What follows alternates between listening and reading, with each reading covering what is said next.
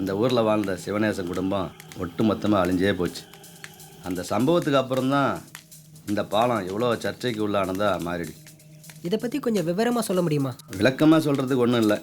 சிவநேசன் ஊரில் இல்லாத நேரத்தில் அவரோட மச்சனை நடராஜன் தான் புது பொண்டாட்டியை கூட்டிகிட்டு இந்த ஊருக்கு வந்திருந்தான்.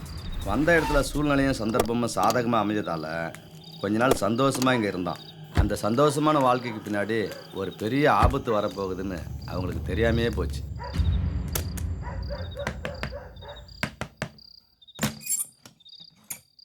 அக்கா எப்படி இருக்க? நல்லா இருக்கேன். அண்ணி எப்படி இருக்கீங்க? நல்லா இருக்கேன். ஏன்டா இவ்வளோ லேட்டாக வர? நான் சீக்கிரமே கிளம்பிட்டேன். வர்ற வழியில் ஒரு சின்ன வேலை, அதான் லேட் ஆயிடுச்சு. சரி வாங்க சாப்பிட்லாம். இல்ல குளிச்சிட்டு வந்துடுறோம். ஒரு 5 மினிட்ஸ். சரி நான் எடுத்து வைக்கிறேன். குளிச்சுட்டு வந்துடுறேன், சாப்பிட்லாம். சரி அந்த ரூம் எடுத்துக்கோங்க, உங்களுக்கு வசதியாக இருக்கும். இந்த ரூமா? ஓகே, ம் ஜஸ்ட் 5 மினிட்ஸ் வந்துடுறேன். சரி சீக்கிரம் வாங்க.